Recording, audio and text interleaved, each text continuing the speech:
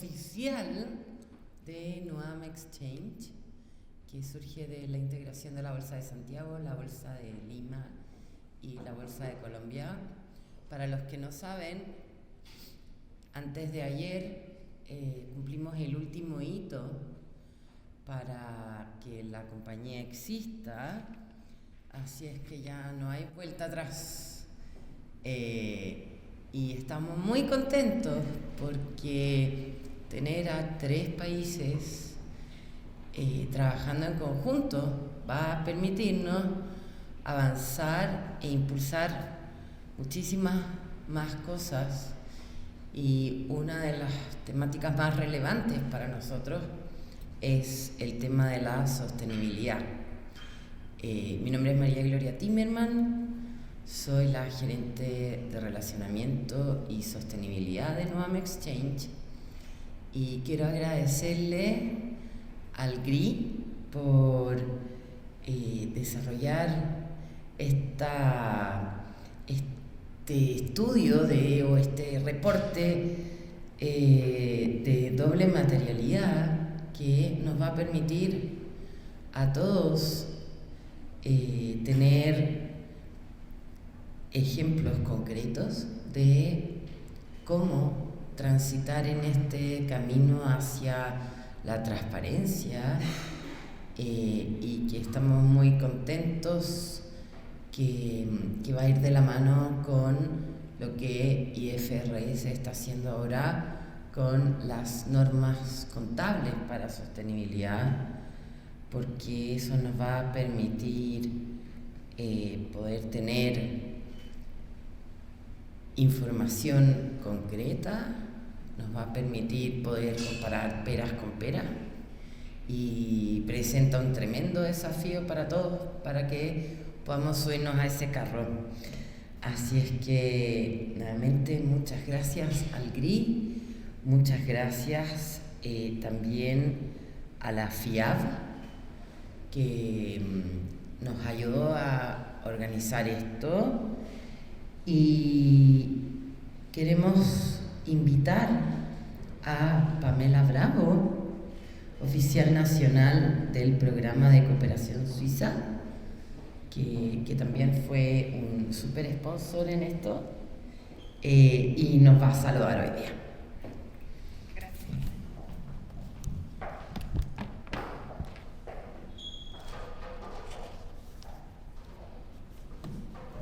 Muy bien, buenos días con todos y con todas. Muchas gracias, señora María Gloria Timmerman, directora de sostenibilidad de la Nuam Exchange, y un saludo para todos los presentes.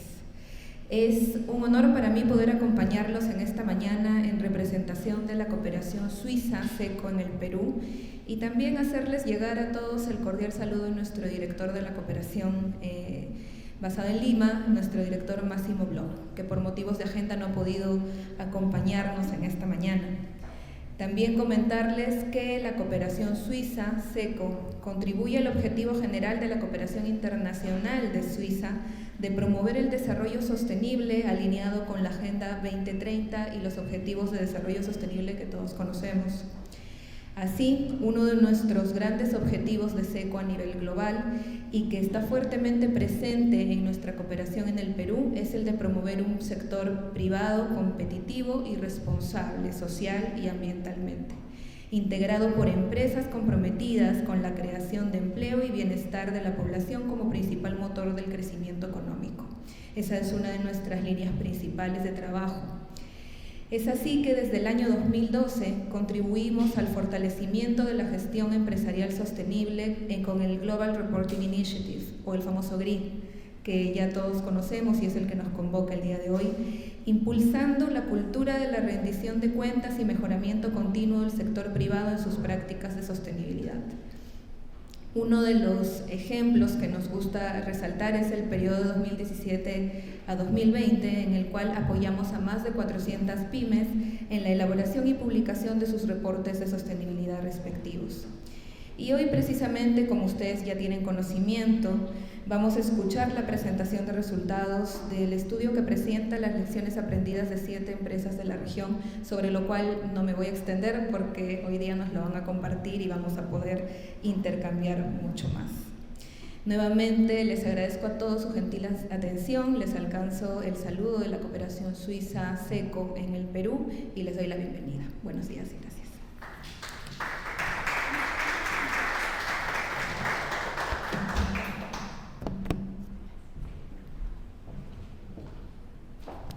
Bueno, buenos días a todos y muchas gracias por haber atendido esta invitación a hablar sobre materialidad y doble materialidad. Para poder iniciar hablando sobre este tema, que es desde mi punto de vista uno de los conceptos más importantes que tiene el campo de la sostenibilidad, es la materialidad, tenemos que empezar hablando de por qué es importante priorizar.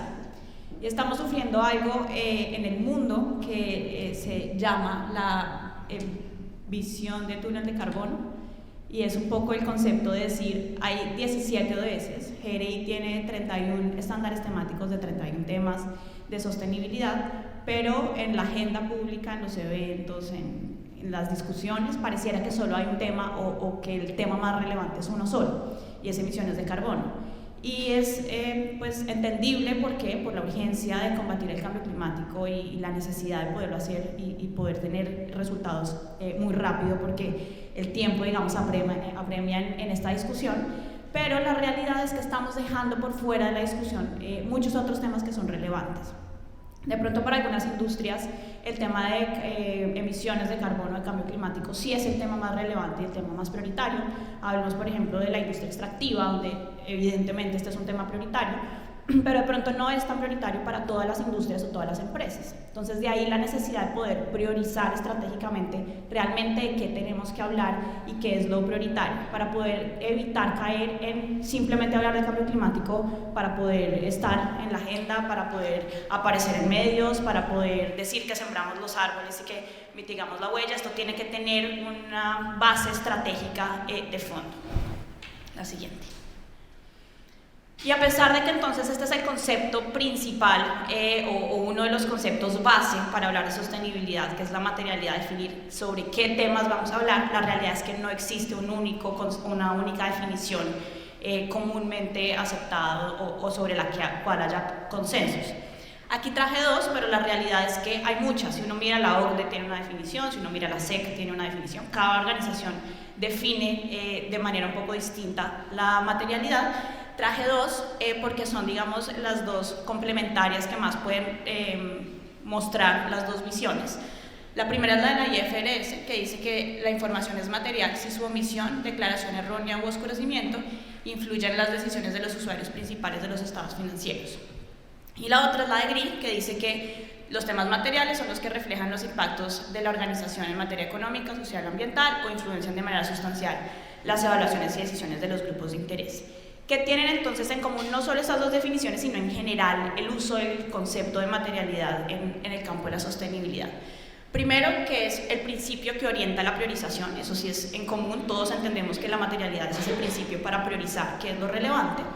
Y segundo, que para el reporte específicamente se enfoca en los asuntos que más influyen en la toma de decisiones, donde está, digamos, la mayor divergencia o la mayor diferenciación entre las definiciones es en la interpretación de lo que es o no es relevante, dependiendo del enfoque de quién es el que está priorizando o bajo qué enfoque estamos priorizando. Y eso nos lleva o nos ha llevado a tener dos principales enfoques de la materialidad. El primero es el de impacto, en el que un tema material es el que genera un efecto significativo en la economía, el medio ambiente o las personas y en el desarrollo sostenible. Estamos hablando del impacto que genera la organización hacia afuera, hacia su contexto o su entorno. Tiene un foco multiactor, está basado en múltiples grupos de interés, la relevancia de los temas para múltiples grupos de interés, y es importante porque es la base de las discusiones de desarrollo sostenible, es poder entender cuál es el efecto que genera una empresa en el desarrollo sostenible y permite tomar esas decisiones de mejora para poder avanzar en esos objetivos de desarrollo que nos hemos trazado. Y el estándar internacional para reportar bajo este enfoque es el estándar GRI. Pero también tenemos la materialidad financiera, y bajo ese enfoque un asunto es material si es aquel asunto de gobierno corporativo, ambiental o social que afecta al desempeño financiero. Entonces, mientras en el impacto hablamos de adentro hacia afuera, en la materialidad financiera estamos hablando del efecto que el contexto genera en el desempeño financiero de una organización. Y el foco es principalmente los inversionistas y los actores del sector financiero, y digo principalmente porque en realidad pues hay muchos otros actores que podrían estar interesados, pero el que principalmente está interesado en el desempeño financiero de una organización son esos dos. Y es importante porque permite evidenciar el efecto de la sostenibilidad en el negocio. Entonces ese enfoque nos ha permitido tomar decisiones mucho más eficientes frente a la sostenibilidad. Y las normas de la ISSB, que son las que lanzaron este año en junio, son las que tienen el enfoque principal en materialidad financiera. Pero a pesar de que parecieran, digamos, contrarias, la realidad es que son complementarias. O sea, sí tienen enfoques distintos, pero no me tengo que yo ir o por uno o por el otro, sino usándolas de manera complementaria puedo tener una visión mucho más integral. Y a eso es lo que le conocemos como la doble materialidad. Entonces, básicamente, lo que vemos en la parte de abajo es que la empresa genera unos impactos en el planeta y la sociedad que pueden ser afectaciones a los derechos humanos, que puede ser corrupción, que puede ser temas de cambio climático, afectaciones a la biodiversidad. Digamos, estamos hablando del efecto de las empresas en el impacto de negocio, y eso se reporta a través de los estándares GRI. Pero a su vez, ese planeta, esa sociedad y ese contexto generan unos efectos en la capacidad del negocio de generar valor, porque afectan la reputación, porque generan riesgos legales, operativos, financieros, porque afectan la productividad, y a eso es lo que conocemos como ASG, ESG o la materialidad financiera, que para eso se fueron creados los estándares de la ISSB. Entonces, como pueden ver, no es que compitan, sino que todo lo contrario. Si yo utilizo esta doble visión de manera complementaria, estoy teniendo una visión mucho más integral del negocio. Si yo reporto usando de manera complementaria los estándares con los dos enfoques, voy a poder demostrar o divulgar una visión mucho más integral del negocio. Este es el ejemplo más usado, y no me voy a detener aquí porque es el más fácil. Es la empresa genera unas emisiones que generan un cambio climático, y a su vez ese cambio climático genera unos riesgos físicos y de transición para el negocio. Ese es el que más se ha discutido, por lo que les dije al principio, por este enfoque principal en el cambio climático. Entonces hay mucho sobre esto, pero la realidad es que esa doble materialidad aplica a todos los temas, y aquí hay un ejemplo puntual. Dale, el siguiente. Tenemos que los asuntos laborales afectan la productividad. Si yo no tengo buenas prácticas laborales, se disminuye la productividad de mis empleados. Tengo problemas para retener y atraer el mejor talento. Genero riesgos legales por el incumplimiento de derechos laborales, y tengo riesgos reputacionales. Entonces, una afectación o una mala práctica en términos laborales puede afectar el negocio de muchas maneras, teniendo efectos significativos en el desempeño financiero. Pero a su vez, esa misma mala práctica laboral afecta el bienestar físico y mental de los trabajadores, afecta los derechos laborales. Entonces, este mismo análisis yo debería poderlo tener para todos los temas de sostenibilidad, y es cuál es el efecto que genera el negocio, pero en últimas, ¿por qué yo debería estar haciendo eso? O sea, ¿quién es el que se va a ver afectado? ¿Cuál es el impacto que está generando mi negocio? Para que si yo, gestionando ese impacto, puedo evitar este tipo de riesgos. Entonces eso nos llevó a este documento que estamos presentando hoy. Queríamos entender cómo las empresas estaban transicionando para la incorporación de este doble enfoque, porque pues tradicionalmente lo que se venía era hablando mucho del impacto que generaban, y esta nueva lógica de esto también se le devuelve al negocio tenía que integrarse en los análisis de materialidad. Todavía no existe regulación, todavía no hay un principio, ninguno de los estándares dice este es el paso a paso que tiene que seguirse. Entonces queríamos ver cómo lo estaban haciendo las empresas que ya lo estaban haciendo, y por qué lo estaban haciendo si nadie se los estaba pidiendo, digamos, de manera obligatoria por regulación. Entonces, con la cooperación y con la alianza con las bolsas de valores en la región, elegimos o empezamos a identificar cuáles eran empresas más avanzadas, y desde GRI decidimos irnos con estas 7 empresas porque queríamos primero tener diversidad en las regiones, queríamos ver cuáles son los elementos comunes en empresas que son completamente distintas porque operan en países distintos, pero además porque son de sectores distintos.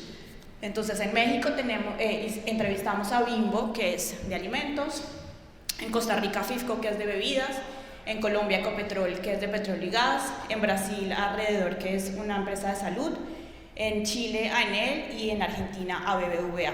Lo que hicimos fue poder entender y que nos contaran el paso a paso, cómo lo hacen, por qué lo hacen, digamos, entender mucho la lógica, por qué lo han hecho, quién se los está pidiendo, cuáles son los retos, y con base en eso empezamos a identificar elementos comunes. Lo curioso es que estas empresas no se parecen, no tienen una relación muy cercana, es decir, no es que estén en contacto todo el tiempo, pero cuando hicimos la entrevista encontramos que había muchas cosas que la respuesta era muy similar.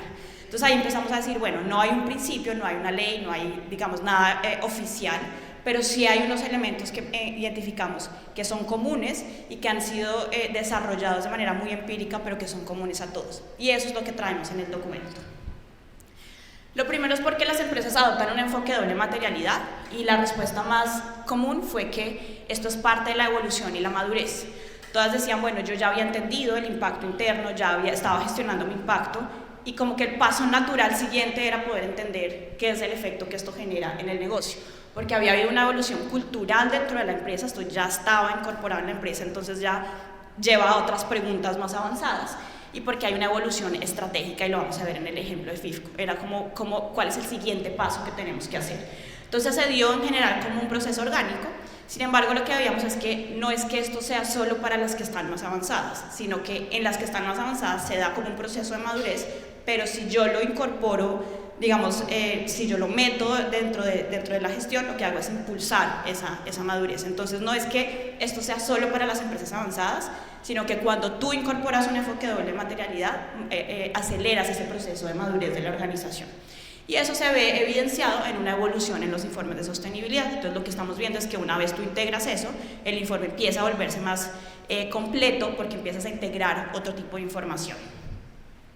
Está el caso de FIFCO. FIFCO, como les decía, es la empresa de Costa Rica, que es una empresa de bebidas, y lo que ellos nos decían es, mire, hubo un punto de inflexión en mi historia de sostenibilidad, que fue en el 2008, cuando decidimos integrar la estrategia comercial con la de la sostenibilidad. Como un proceso de madurez dijimos, llegó el momento de integrar las dos. Y eso nos llevó a que empezáramos a alinear las metas de sostenibilidad y las financieras. Dale, siguiente. Entonces ellos venían reportando con GRI su estrategia de sostenibilidad, sus impactos, pero en ese momento de empezar a alinear las metas de sostenibilidad y las financieras, vieron la necesidad de integrar otro estándar para poder divulgar, que fue el SASB. Entonces ahí empezaron a complementar el uso de SASB con el de GRI, y en este momento pues ya avanzaron a una visión mucho más integral desde el directorio, teniendo ya una visión más integral de la organización. Están en este momento avanzando en la comprensión estratégica del cambio climático, y eso los ha llevado a incorporar también TCFD. Entonces este es como el ejemplo de, en el proceso de madurez van incorporando nuevos elementos del análisis. Otra razón que ha llevado a las empresas a adoptar el enfoque son impulsos externos. Entonces hablaron principalmente de dos: regulación internacional y mejores prácticas. Entonces decían, de pronto en América Latina hay unos países que ya están un poco más avanzados, Colombia tiene una circular para emisores, Chile también, pero en general la regulación internacional está avanzando muy rápido, entonces nuestros clientes están avanzando, nuestros inversionistas están avanzando, nuestra competencia está avanzando, nosotros tenemos que estar al día en esas mejores prácticas internacionales. Entonces eso los ha llevado a poder anticipar esos requerimientos. De pronto no me lo está pidiendo la regulación todavía, de pronto algunos inversionistas me lo están pidiendo, pero yo ya sé que me lo van a pedir, porque yo ya sé que internacionalmente hacia allá avanza el mundo. Entonces, esa necesidad o ese interés de poder anticipar requerimientos y poder posicionarse tempranamente como líderes en los temas, también nos ha llevado a poder hablar e incorporar esto. Generalmente es más notorio en subsidiarias de empresas multinacionales. Si tu holding o tu casa matriz está en Europa, te lo van a pedir. El segundo, si soy un grupo empresarial, por ejemplo, es un grupo financiero y uno de las empresas del grupo lo está haciendo, generalmente el resto empieza también a hacerlo.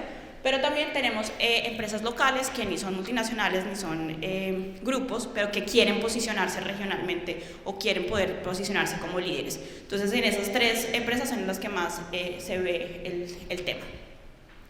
Está el caso, por ejemplo, de Enel, que nos decía, yo soy una empresa europea, digamos, Enel está basado en Europa, con operaciones en el resto del mundo. Y en Europa ya hay una regulación que es muy fuerte, que ya lo está exigiendo, que ya lo requiere, que lleva mucho más tiempo de las discusiones que llevan acá, ya tiene sus estándares de reporte de sostenibilidad, digamos que ya los aprobaron.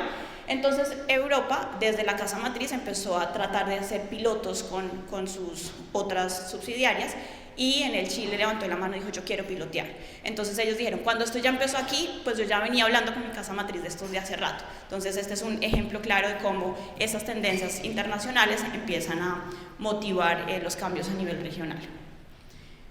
También les preguntamos qué procesos siguen las empresas. El primero es que nos dijeron: hay una actualización periódica, pero hay dos tipos de actualizaciones, anualmente o periódicamente. Estamos todo el tiempo viendo cuáles son los cambios en el contexto, qué surge de nuevo, pero realmente este gran ejercicio de materialidad, donde consultamos grupos de interés, que es un gran ejercicio, se hace cada 2 o 3 años. Inicia siempre por un análisis de contexto, nos decía: revisamos documentos y bibliografía, hacemos análisis de tendencia, los estándares sectoriales del GRI, de SASB sirven mucho para entender ese contexto. La participación de grupos de interés tanto interno dentro de la organización como los grupos de interés externos es fundamental. En esa ponderación de asuntos materiales revisamos si ese tema es de cumplimiento o es algo voluntario. Si es de cumplimiento, todo el mundo lo va a tener que hacer. Si es voluntario, yo me voy a posicionar como líder. La severidad del impacto en el desarrollo sostenible, qué tan fuerte es ese impacto o tan severo, y la relevancia para la continuidad y el éxito del negocio. Y ahí es donde vemos la doble materialidad en esa ponderación. Y por último hablaban de la matriz de materialidad, que ha ido cambiando. Teníamos una matriz inicial, que fue la que GRI tenía en su guía G4, que fue cuando la publicó, donde decía severidad e impacto por grupos de interés. Esa matriz ha ido cambiando, pero sigue siendo la matriz, la manera, digamos, gráfica de poderle comunicar a los grupos de interés esa priorización. Sin embargo, no todas utilizan matriz. Hay unas que utilizan tablas, hay otras que utilizan listados. Lo importante es que se pueda comunicar muy evidente y fácilmente para el lector entender cuáles son los temas materiales. Ecopetrol nos decía, por ejemplo, que dentro de las fuentes internas ellos se basan mucho en sus mapas de riesgo y su debida diligencia para poder atar las discusiones internas a ese ejercicio de materialidad, y también como fuentes externas, perdón, ahí me equivoqué, de las tendencias nacionales e internacionales. Dentro de las relevantes para la industria, como les decía, la matriz o el mapa de materialidad de SASB, los estándares sectoriales del GRI, índices y cuestionarios, también les dice, bueno, de pronto este es el tema que deberías estar analizando. Tienen una encuesta anual de percepción y expectativas de los grupos de interés, ellos sí la hacen anualmente. Y por último, el involucramiento interno, y es decir, yo no puedo solo consultar a mis grupos de interés externos. Si quiero tener realmente esta doble materialidad, es internamente los equipos internos los que saben cuál va a ser el efecto en el negocio. Siguiente. ¿Quiénes participan en la definición de la doble materialidad? Entonces, generalmente este proceso de materialidad había sido históricamente liderado por sostenibilidad. Pero como estamos evolucionando en poder entender esto, cómo se integra en el negocio, pues nos han dicho, aquí se ha empezado a participar unas áreas que no participaban tradicionalmente. Finanzas y contabilidad, legal y auditoría, el área de riesgos, el mismo board está interesándose más en este tema. BBVA en Argentina nos decía, nosotros tuvimos que hacer una coordinación interna porque teníamos temas liderados por equipos distintos. El reporte corporativo financiero, pues por el área contable y financiera, y el de sostenibilidad por nosotros, y para poder integrar esta visión, pues tuvimos que empezar a trabajar juntos. Y eso los llevó a crear una figura que ellos le llaman single points, y es decir, bueno, ¿qué es importante para usted? ¿Qué es importante para mí? Y lleguemos a un acuerdo. Y eso les ha permitido poder alinear las lógicas, los esfuerzos y las visiones de negocio. Y era algo que ellos decían, casi que teníamos dos visiones de negocio distintas. El área de sostenibilidad tenía una visión de negocio que era distinta a la visión de negocio del área financiera. Y esto lo que los ha llevado es a poder tener una visión unificada de negocio y poder coordinar para lograr una única narrativa de negocio y de estrategia, no de sostenibilidad, sino de negocio y estrategia. La siguiente. Los beneficios, nombraron 4, o los más recurrentes de las entrevistas fueron 4, la planeación estratégica y el direccionamiento estratégico, y es decir, si yo tengo más tipos de información, puedo tomar mejores decisiones. Si mi CEO o mi board solamente tienen el informe financiero, van a tomar decisiones muy distintas, así yo además les cuento que hay otros riesgos y oportunidades para negocio asociados a temas de sostenibilidad. Entonces el primero es mejorar esa planeación y ese direccionamiento, porque da una visión más holística de los riesgos, de poder entender los riesgos y oportunidades de negocio de manera mucho más amplia. Permite mejorar la rendición de cuentas, porque ahora sí le estoy respondiendo a todos mis grupos de interés con distintos tipos de información. y además permite responder a las expectativas y requerimientos de distintos grupos de interés. Entonces, con un solo proceso de doble materialidad, yo le respondo a muchos grupos de interés que me piden información. El caso de Bimbo, ellos nos decían, por ejemplo, nosotros habíamos hecho una estrategia de ODS y nos habíamos alineado y teníamos un montón de ODS priorizados, pero esta doble materialidad nos permitió decir, ¿realmente sí son esos 8, 9, 11 que habíamos priorizado o realmente cuáles son los más relevantes? Entonces, decir, cuál es el impacto que estamos generando y cómo eso se devuelve al negocio nos permitió afinar nuestra estrategia de alineación a los ODS y poder afinar realmente en cuáles nos íbamos a enfocar. Al final terminando teniendo estos 4, pero lo que ellos dicen es, esto es el resultado de haber entendido esa doble mirada del negocio. ¿Y cómo lo comunican las empresas? Este es un ejemplo de alguien que no usa matriz de doble materialidad. Lo que hace esta empresa, que es brasilera, es primero que tienen una tabla donde el lector puede ir viendo año a año cuáles son los temas para que puedan ir viendo cómo iba cambiando el contexto, por qué dejaste de reportar este tema o por qué este tema es importante. Y cuando hay un tema que es nuevo o que cambió de un año a otro, tienen cuáles son los nuevos temas materiales y cuál fue la lógica para incluir o haber cambiado esa doble materialidad. Entonces, más allá de la matriz, esto sirve también para que el lector entienda cómo ha ido cambiando y evolucionando esa perspectiva. Los invitamos entonces a consultar el documento, ahí está obviamente mucho más detallado toda la información que les di, los buenos ejemplos de estas empresas, de cómo han ido avanzando y qué retos y lecciones aprendidas han tenido. Y ya para pasar a responder dudas y ver cómo esto sucede en la práctica, bueno, ahí están los datos de información, dale el siguiente. Quiero invitar nuevamente a María Gloria y a Carlos Barrios para que hablemos sobre la doble materialidad y cómo ha sido el proceso.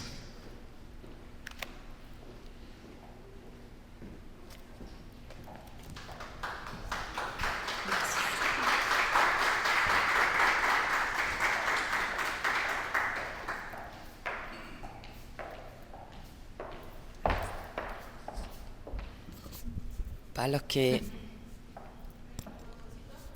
Un botoncito. ¿Ahí? Sí. Para los que no conocen, Carlos Barrios es el gerente de sostenibilidad de Nuam Exchange. Trabaja con nosotros. Ya lo mencionaba María Gloria de la unión que ahora es Nuam, y por eso es Nuam y Nuam. Pero en su vida inmediatamente pasada, Carlos era Bolsa de Valores de Colombia y María Gloria de la Bolsa de Santiago, y estaban a cargo del informe de sostenibilidad de esas bolsas. Entonces, quiero empezar desde ese rol de las áreas de sostenibilidad y en ese proceso de construir el informe. ¿Qué es lo fácil, qué es lo valioso, cuáles son los beneficios para una organización desarrollar ese proceso de doble materialidad? ¿Qué es lo beneficioso de poder tener ese ejercicio de priorización? Bueno, buenos días. ¿Sí me oyen ahí? No, buenos días. Yo creo que fácil no es fácil, pero sin duda se genera valor y parte de este ejercicio es que las empresas logran priorizar y reflejar cuáles son esos temas a priorizar y a trabajar, y teniendo en cuenta de cuáles son esos impactos económicos, ambientales, sociales que tienen y cómo la organización puede lograr tomar mejor decisiones, como nos estaba contando Estefanía, sobre sus grupos de interés. Entonces, yo creo que eso es parte del ejercicio, pero hay un tema, yo creo que lo más retador en la construcción de estos temas es que para cada compañía lograr ubicarse en qué tipo de industria está, cuáles son los temas relevantes en ese tipo de industria, es como un primer paso, pero es súper importante poner énfasis en la gobernanza de todos estos temas. O sea, sin la gobernanza es muy complicado lograr avanzar en la definición y en hacerle seguimiento a los temas de materialidad. Y yo creo que el reto más importante acá es, una vez las compañías logran listar, y seguramente en el primer ejercicio aparecerán, voy a exagerar, 50 temas materiales, pues nadie gestiona 50 temas materiales. Entonces ahí es importante saber priorizar cuáles son los temas realmente más relevantes para lograr trabajar. Yo creo que estoy de acuerdo con lo que dices tú. Al principio priorizar es horrible y de hecho yo dicto clase y cuando hacen el ejercicio es como que todos son súper relevantes, como este tema, claro, súper relevante, de género, claro, súper relevante, diversidad, claro, pero al final es como ese ejercicio estratégico, pero no es fácil. No sé cómo ha sido tu experiencia, María Gloria, en este proceso. Compleja, porque dependiendo de quién sea tu interlocutor, cuáles son los temas que a ese interlocutor le preocupan. Por ejemplo, el de tecnología te habla de la ciberseguridad. El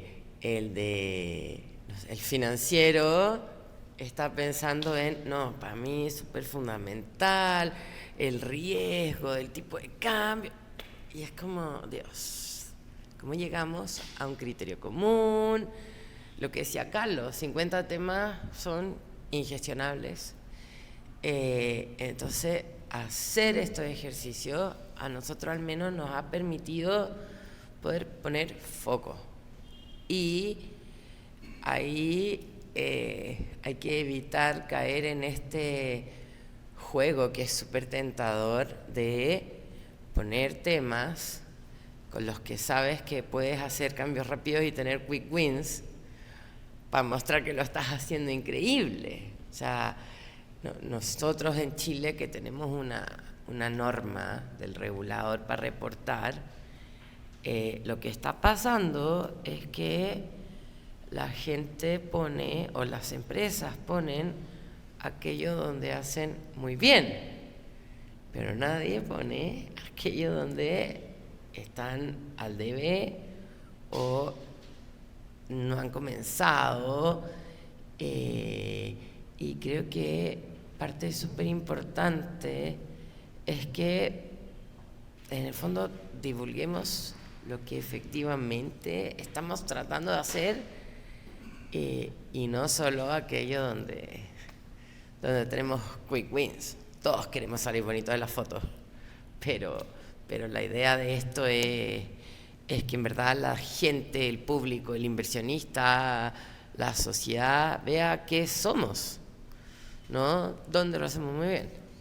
Y que también sirva para tomar decisiones. Si yo pues solo selecciono lo que estoy bien, ¿cómo voy a saber en qué estoy mal y cómo lo voy a gestionar?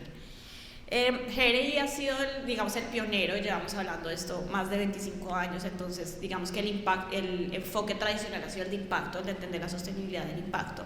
Y este tema de materialidad financiera, digamos que es más nuevo, es más reciente.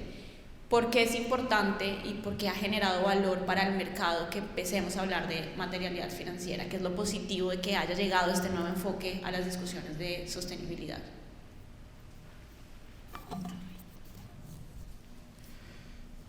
Pues como mostraste ahí, Estefanía, pues el tema de materialidad financiera es cuáles son esos impactos del entorno hacia las empresas, sobre todo cualquier impacto ambiental o social, pues tiene una consecuencia financiera en las compañías, pero también en parte los inversionistas cada vez se interesan más en esto, porque hay una responsabilidad casi podría ser indirecta, en el sentido de que tienen que tener en cuenta en las empresas donde están invirtiendo, si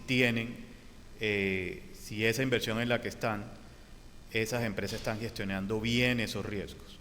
Entonces, todos esos riesgos ambientales, sociales, en última se terminan volviendo posibles impactos financieros, y por eso los inversionistas ahora se fijan mucho en cómo las empresas están gestionando los mismos. Y cada vez ha habido una evolución bastante acelerada en ese entendimiento por parte de los inversionistas. Entonces ya no solo se exige información financiera, sino que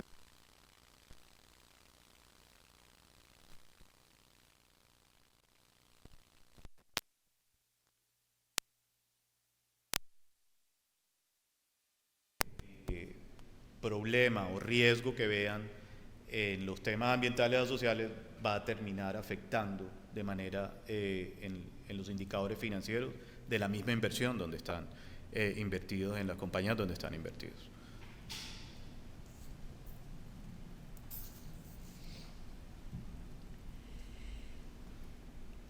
A mí me pasa, y esto es súper personal, que siento que le damos muchísimo más énfasis a estos temas, a la materialidad financiera, porque es más simple de entender, es más simple de bajar, de aterrizar, y los números hablan por sí mismos al final del día. Entonces creo que, si bien es súper importante, donde tenemos el desafío es en reportar o dar a conocer las otras cosas.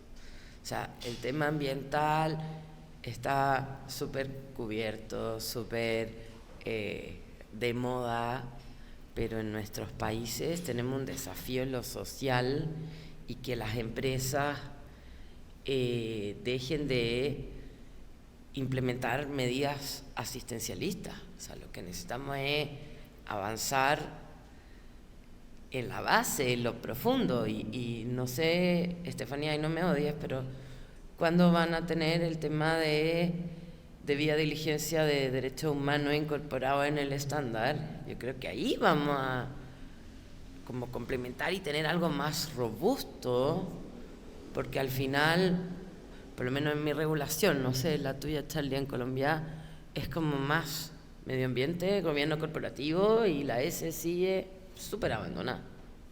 Yo estoy completamente de acuerdo con ese tema de la S, sobre todo para una región como América Latina, donde los temas sociales pues son tan relevantes, que hablemos del tema es importante. Y mi siguiente pregunta era precisamente esa, y es que pues fue importante, y como lo mencionaba Carlos, que pueda haber una comprensión desde lo financiero, que el inversionista pueda entender, que el área financiera pueda entender, pero quería preguntarles por qué deberíamos igual seguir empujando, y sobre todo cómo hacer para que esto no se vaya solo a lo financiero, que es lo que estamos viendo desde la regulación, desde los eventos, desde la agenda pública, materialidad financiera, cómo hacer para que no se pierda ese enfoque, que en últimas es el objetivo principal y es el desarrollo sostenible. Yo creo que hay que hacer un trabajo potente con los emisores, para que no se transforme el reporte en un checklist, y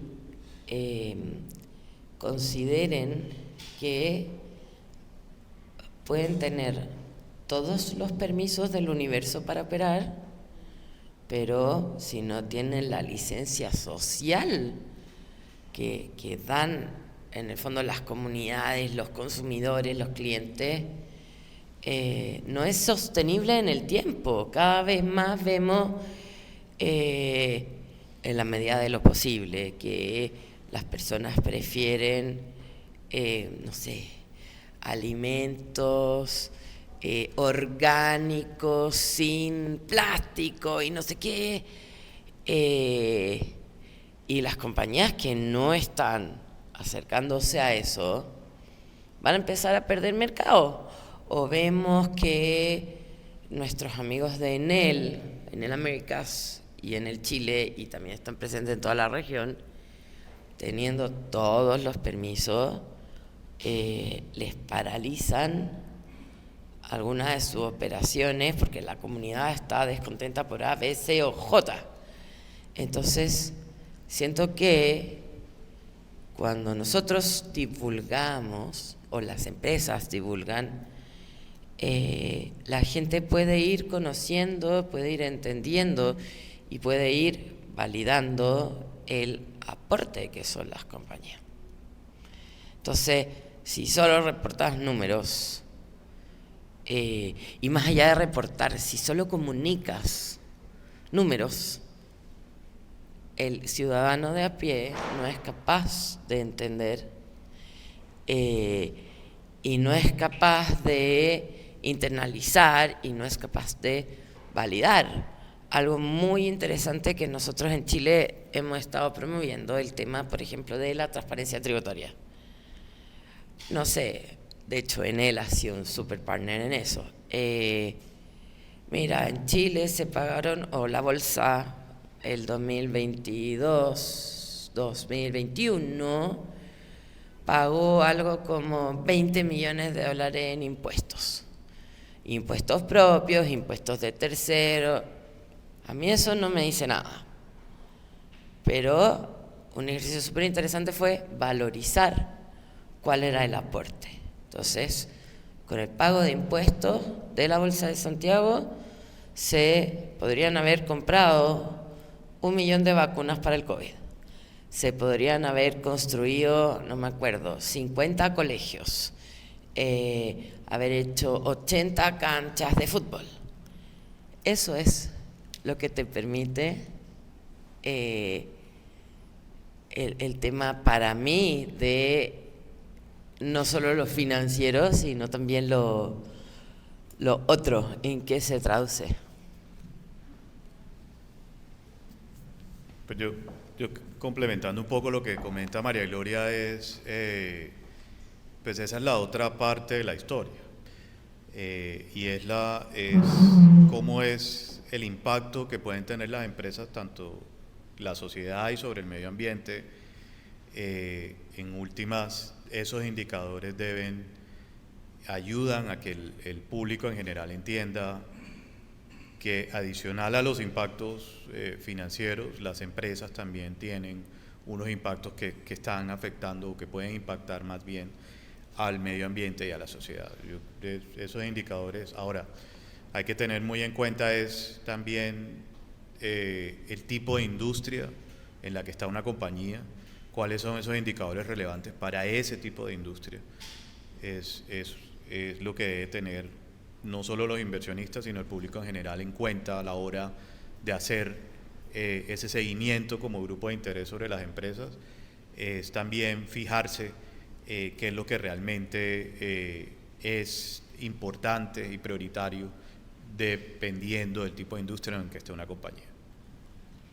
Hay como un mito, y aprovechando pues que ustedes tienen toda la experiencia en el mercado de capitales, sector financiero, yo he visto que hay como un mito frecuente de pensar que los temas de impacto solo le importan a la sociedad civil y los temas financieros solo le importan al inversionista y al inversionista no le importa el impacto, cuando en realidad no es así. ¿Cómo podemos vencer eso y que el inversionista también entienda que el impacto, si bien puede no generar un efecto financiero hoy en las ventas de hoy, pues es que hace parte de esa evaluación de la empresa que tiene que hacer? ¿Cómo romper ese mito y acercar al inversionista a esas discusiones de impacto?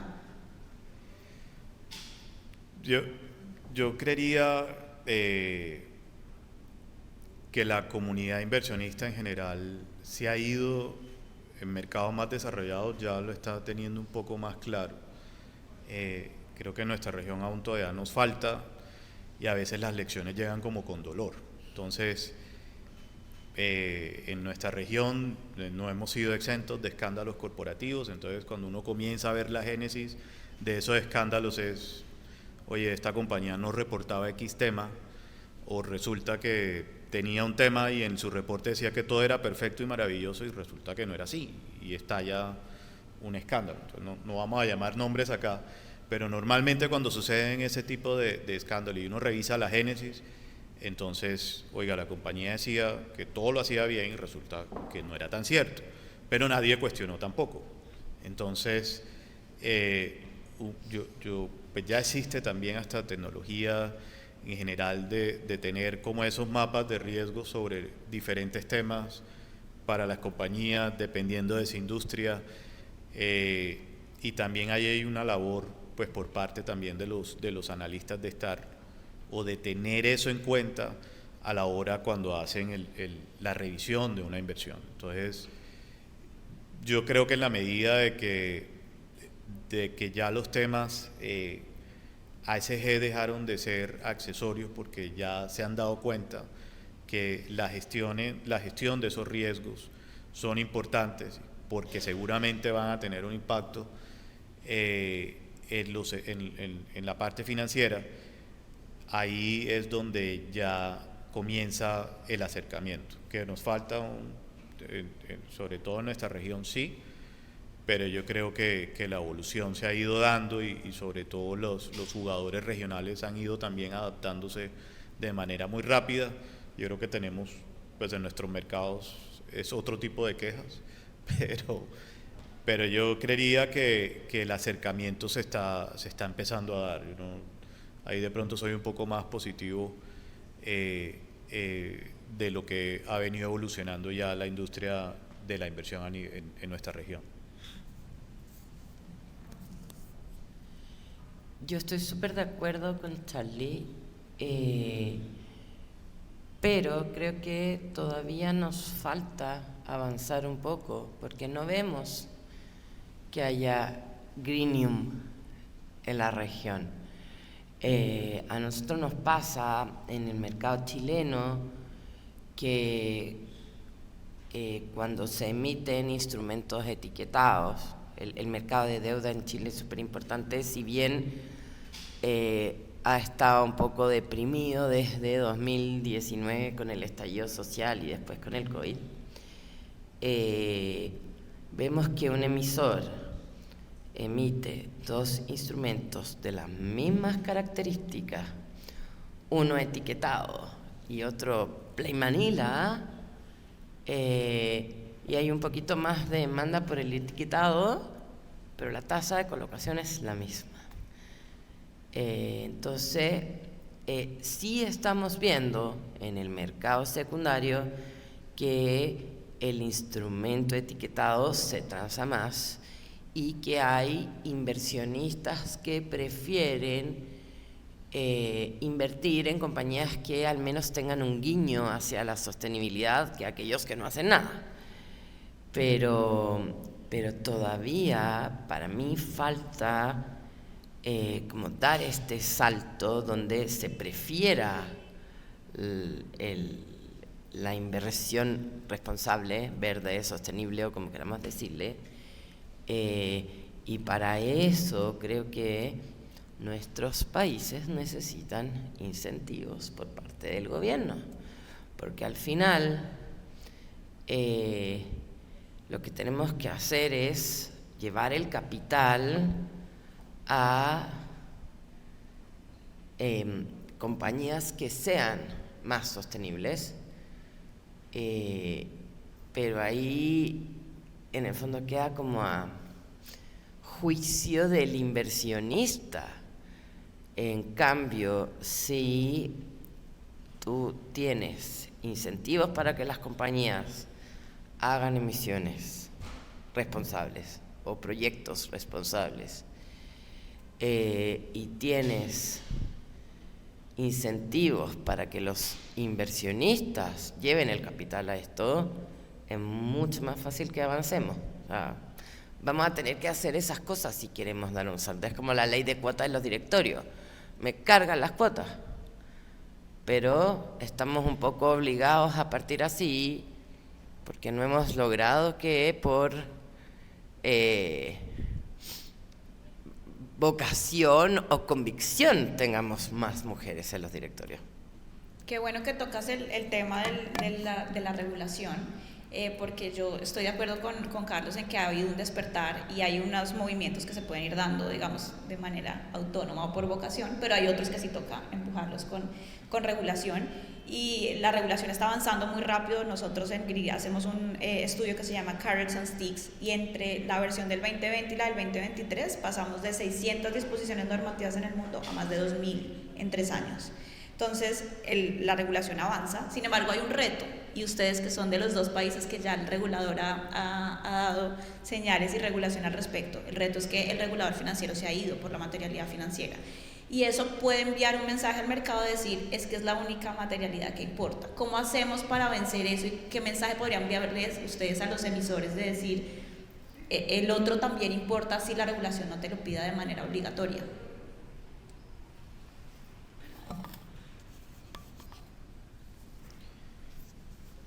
Pues como yo creo que lo que hemos mencionado acá es que se queda corto solo las compañías reportando materialidad financiera. O sea, es necesario tener ese enfoque integral y reportar cuáles son esos impactos sobre la sociedad y sobre el medio ambiente. Entonces, de nuevo, se complementan, no son excluyentes. Y un poco también yo lo que creo que va a suceder es que el tema de impacto ambiental y social, sobre todo en nuestras regulaciones, yo creería que eso se va a empezar a incluir, porque sobre todo para nuestras regiones es un tema muy, muy relevante y no solo se va a quedar en lo financiero. Creo que estamos convergiendo primero a esa materialidad financiera porque es lo que está pasando en el mundo. O sea, la misma regulación a nivel global sobre la materialidad financiera pues está obligando a que muchas jurisdicciones la comiencen a adoptar. Es lo mismo cuando los países empezaron a adoptar las normas internacionales de contabilidad, pues hace muchísimos años cada país tenía su propio estándar de contabilidad y la misma regulación a nivel global, que las mismas jurisdicciones a través de IOSCO, por ejemplo, se empezaran a poner de acuerdo en cómo reportar información financiera y reportar los estados financieros de manera estandarizada fue lo que ayudó a que hoy un ingreso es un ingreso aquí y en cualquier lugar, independientemente del país donde una compañía opere o una provisión o un gasto, como todo ese manejo contable se van estandarizando y yo creo que hacia allá va a terminar convergiendo todo este tema de materialidad financiera, pero la otra parte yo creo que va a iniciar en que cada jurisdicción va a empezar de pronto a enfocarse en cuáles son sus temas que realmente lo afecten de manera en lo social o en lo ambiental. Entonces yo creo que es como ya se dio un primer paso en ese escalón y yo creo que el tema que sigue será ese.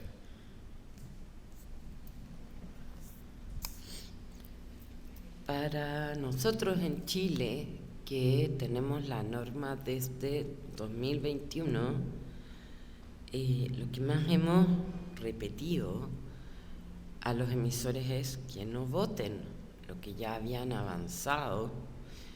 La mayoría usaba GRI, sino que complementen. Porque en un mundo globalizado como el que tenemos, el inversionista de afuera mira, los europeos sobre todo, miran no solo lo financiero. Entonces, si queremos exportar, si queremos atraer capital, si queremos diversificar la base inversionista, tenemos que poder mostrar no solo lo que el regulador te pide es el desde. Hay que ir un paso más allá. O sea, hoy día escuchamos quejas de los emisores que se la pasan reportando, que todos les piden que llenen formularios, que les piden lo mismo pero medio distinto y que al final del día se dedican a hacer reportes. Yo creo que en la medida que usen GRI, usen SASB, usen TCFD, usen lo nuevo de IFRS y se vaya como ordenando el requerimiento, va a ser mucho más fácil gestionar. O sea, van a tener tiempo para gestionar. Porque hoy día, o sea, no sé si ustedes son de emisores, pero no sé si conocen el CSA, el assessment del Dow Jones Sustainability Index. ¿Cuánto dura hacerlo? ¿6 meses? Más o menos. O sea, es una locura en la medida que los mismos emisores, nosotros somos emisores, somos empresas listadas, que los mismos emisores vayamos teniendo la info, va a ser mucho más simple poder hacer todas estas cosas. Bueno, y entonces ya para acabar y antes de por si alguien tiene alguna pregunta del público, ¿cómo se imaginan el futuro del reporte? Si tuvieran una varita mágica y pudieran cambiar o tomar decisiones en el mundo, ¿cómo creen que va a ser el reporte o cómo debería ser el reporte en 10, 20 años?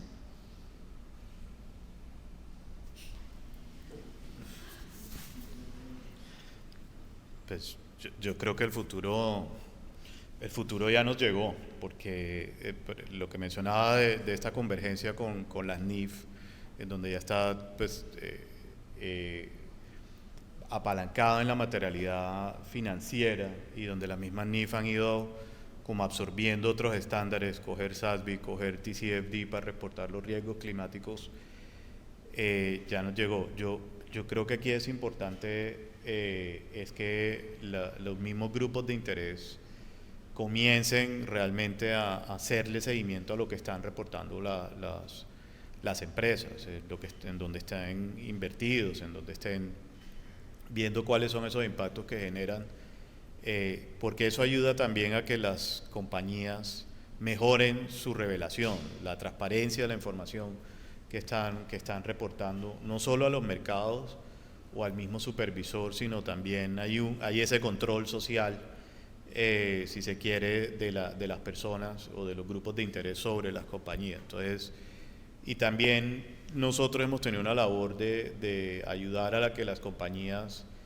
no solo reporten lo bien que lo hacen, sino que también reporten los retos que tienen en otros temas, porque ninguna compañía es perfecta y tampoco se pueden esperar a que todo esté perfecto o a que todo lo hagan perfecto para empezar a reportar. Yo creo que parte del futuro en el tema de reporte, sin duda se va a apalancar mucho en los temas tecnológicos, en las herramientas que ya existen y que se irán evolucionando. Nadie espera que los inversionistas tengan un ejército de analistas y que se lean reportes de 500, 800 páginas, cuando ya existe compañías que se dedican, que tienen algoritmos que leen reportes y sacan y extraen la información y hacen los análisis. Pero los inversionistas o las áreas de análisis sí tienen que entrar ya a mirar en detalle lo que las compañías reportan. Entonces yo creo que tiene que haber un apalancamiento del uso de la tecnología, de los ratings que existen de ESG de las compañías, pero también debe haber un análisis ya, valga redundancia, las mismas áreas de análisis de los inversionistas para que se complemente esa información. De nuevo, creo que el futuro está muy apalancado en todas las tecnologías que hay de reporte. Ahí, antes de que respondas, María Gloria, te sumo un pedacito a la pregunta. Las pymes, pensando en las pymes, ¿cómo ven el futuro el reporte? ¿Esto las va a abarcar también a ellas? ¿No? ¿Cómo logramos para que avancen? ¿Cómo se imaginan ese mundo de la pyme reportando? ¿Puedo decir algo antes? Yo ahí tengo no sé si es una duda existencial, en el sentido de que, o sea, una empresa pyme en nuestra región no es lo mismo o no es del mismo tamaño que una pyme de una empresa americana, europea o asiática. Sin duda, o sea, la forma de ayudar a una empresa que dedique recursos para reportar debe apalancarse otra vez en la tecnología, porque, o sea, tener un área específica solo de reporte no es viable para una pyme. Entonces, no es fácil para una pyme. Entonces yo creo que ahí toca balancear en ese sentido cómo las pymes comienzan a reportar cierto tipo de información antes de tenerle un mismo nivel de exigencia que una empresa ya más desarrollada. Es un poco lo que yo creo que toca ir llevando de la mano, por lo menos en esta región, porque de nuevo el tamaño de las pymes, dependiendo del mercado, si un mercado mucho más desarrollado, pues es casi del tamaño de una empresa grande en nuestra región. Entonces es un poco lo que toca, que creo que toca diferenciar. Primero, tú preguntaste cuál era el sueño del reporte. A mí me gustaría, más que tener mamotretos así, donde todos nos tiramos flores y redactamos hojas y hojas y hojas de lo lindos que somos, de lo bien que nos vemos. Yo creo que debiéramos tender, o me gustaría que tendiéramos a decir, esto es lo que hago, esto lo hago bien, esto no lo hago, estoy en proceso, estoy trabajando en esto, tengo pensado no sé qué. Creo que ese debiera ser el reporte, el mostrar una foto completa, o sea, más que una foto, como un escáner, como que podáis ver las partes blandas, pero también lo hueso, que es lo duro y es lo core. O sea, creo que ese es el desafío. Y me parece que las pymes, primero que pueden ser sostenibles desde su génesis. De hecho, en la Bolsa de Santiago estamos trabajando en una iniciativa donde habemos 8 o 9 entidades para tener una aceleradora de sostenibilidad en las pymes, en una alianza público-privada con Corfo, que es una entidad que promueve el emprendimiento y la innovación en Chile. Entonces, desde que parten startups o pymes muy pequeñas y tienen el apoyo de Corfo, estamos ya metiendo desde ese momento la sostenibilidad, porque creemos que si bien los grandes tienen ventajas para reportar porque tienen ejércitos de personas, los chiquitos pueden ser sostenibles también en su negocio. Y concuerdo con lo que dice Carlos, a una pyme no le podemos pedir lo mismo que le pedimos a un monstruo como Enel o una compañía grande. Creo que debiéramos, y yo estoy segura que IFRS nos va a ayudar, debiéramos tener un set de info básica, pero si la pyme se dedica a reportar, desaparece. Entonces ese equilibrio es súper importante. Sí, desde GRI, de hecho, ha sido una de nuestras banderas poder aterrizarle esto a la realidad de una pyme, que como dice Carlos, pues no es lo mismo que una pyme en Europa o en Estados Unidos. Tenemos un par de minutos por si alguien tiene alguna pregunta adicional, alguna duda. Si no, agradecerles por haber atendido esta invitación y a quienes nos están viendo por streaming por habernos acompañado. Creo que sí tenemos una pregunta. Gracias por la presentación, muy buena. Yo tengo una pregunta más como general y conceptual. Siempre cuando hablamos de sostenibilidad y sector privado hay una sensación de que estamos mejorando, ¿cierto? Y eso nos hace sentir contentos. Sin embargo, el tamaño del problema también va aumentando. Entonces, si bien es cierto, creo que hay evidencias para decir que hay más reportes, que hay más inversionistas responsables, que estamos mejor, el problema también está grande. Entonces, ¿cómo ven el gap? ¿Cómo ven esa brecha? ¿Ustedes ven que esa brecha entre el problema y la solución que traemos se achica o se agranda? ¿Qué estamos hablando, por ejemplo, de cambio climático? Estamos hablando de sostenibilidad en general, de ESG, digamos, de los retos que tenemos como humanos para cerrar la brecha entre la capacidad del planeta para dar recursos y la demanda que requerimos. O sea, ¿estamos mejorando para el tamaño del reto? No sé si te estás refiriendo de pronto a los enfoques ahora de límites planetarios y cómo las empresas en su gestión están teniendo esto en cuenta, porque un crecimiento infinito, pues ya en este momento estamos viendo las consecuencias de los temas en los temas climáticos, que es como lo más visible, pero yo creo que a veces nos falta, sobre todo en nuestra región, contar lo bueno que hacen las empresas, o el impacto que tienen las empresas. También a veces fallamos en cómo lo contamos y que eso se haga público para poder atacar un poco esa narrativa de que las empresas son malas.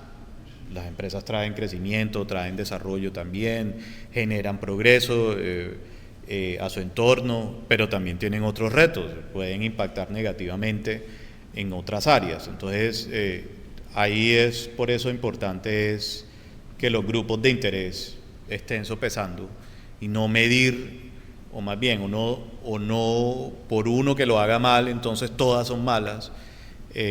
Yo creo que es importante un poco revisar quiénes las están haciendo, quién lo está haciendo bien y que lo continúa haciendo, y quién lo está haciendo mal, entonces ponerle el foco, no lo siga haciendo mal. Entonces yo creería que el gap a veces se ve grande es porque las empresas fallan o dejan solo en el reporte todo lo que contribuyen, por ejemplo. Entonces ahí es, yo creo que el reto que tenemos como empresas y como mercado es mostrarle a la sociedad en general, oiga, todo este grupo de empresas hace todo esto o genera todo este progreso también, también cuida el medio ambiente, apoya todos estos temas sociales, pagan impuestos y traen progreso, crecimiento del PIB, desarrollo y demás. Eso yo creo que es lo que nos falta, sobre todo en los países de nuestra región, en que sea más visible. Eso es un poco, entonces a veces el gap se ve lo malo, porque lo malo a través de las redes, sobre todo, termina imponiéndose esa narrativa negativa en contra del empresariado. Yo creo que hay una curva de aprendizaje, que entiendo el punto de avanzamos, pero crece la brecha. Yo estoy segura que en algún momento vamos a poder reducir la brecha y reducir el impacto con todo lo que se está avanzando en mitigación, con lo que se está empezando a desarrollar de capital natural, de biodiversidad. Yo creo que vamos a tener un periodo de transición donde quizás no vamos a poder reducir todavía el impacto que ya hemos generado, pero estoy segura que con la innovación, con el avance de las tecnologías y con la convicción también que se está empezando a generar, vamos a poder reducir la brecha y reducir el impacto. Hay un montón de iniciativas y de compañías también que ya están empezando a hacer aportes más, o sea, Net Zero ya no basta. Creo que de a poco vamos, no sé cuánto nos demoremos, quizás 50 años, pero de a poco vamos a poder dar más que el desde para ser netos y sí ser un aporte. Bueno, tenemos una última pregunta porque ya estamos sobre el tiempo. Gracias. Hola, mi nombre es Carmen Jagger. Una pregunta muy concreta. Yo, soy consultora más bien de reputación de marca y marcas con propósito. Y mi pregunta concreta es, luego de estos primeros pasos en implementación de reportes con doble materialidad, ¿han visto ustedes que ha mejorado? Hay reportes, por ejemplo, de reputación como el Merco. ¿Han visto que esto ha contribuido a que estas empresas mencionadas en el reporte hayan mejorado concretamente en ese otro reporte, por ejemplo? Gracias. Yo voy a hablar de la realidad que conozco, que es la chilena. En términos generales, las compañías que sacan mejores puntajes en Merco o en el estudio La Voz del Mercado que hacemos nosotros en la bolsa en conjunto con EY, o en el ESG Investment Practices que hacemos con SS Index, las compañías mejor rankeadas o con un lugar, una posición más avanzada,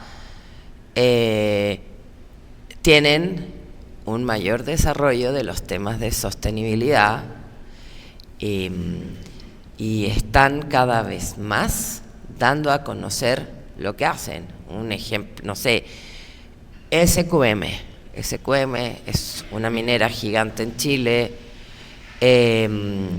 cuyo principal negocio es el litio. La gente hasta hace 2 años, el mortal, la gente de a pie no tenía la menor idea que era SQM. Y SQM viene haciendo una inversión no menor en estar presente, porque el litio es como la bolsa, está en todo. Las bolsas estamos en la vida de todos, aunque la gente no lo sepa. Y han hecho un trabajo de posicionamiento súper importante, porque la sostenibilidad también es eso. Entonces, para mí tiene correlación directa el avance con la percepción y la reputación de la marca. De hecho, no sé cómo funciona en Colombia, pero acabamos de tener en Chile un tema con un emisor que también está presente acá, de gobierno corporativo, y justo estábamos en el proceso de La Voz del Mercado y lo destruyeron. Entonces, cuando pasan esas cosas, impacta súper negativamente. Bueno, pues muchas gracias a quienes están conectados, a quienes nos acompañaron hoy, a Carlos y a María Gloria por habernos compartido todas sus opiniones. Los invitamos nuevamente a descargar el documento que está de libre acceso en la página del GRI, y feliz día a todos. Muchas gracias. Los invitamos a un pequeño coffee break para quienes nos acompañan.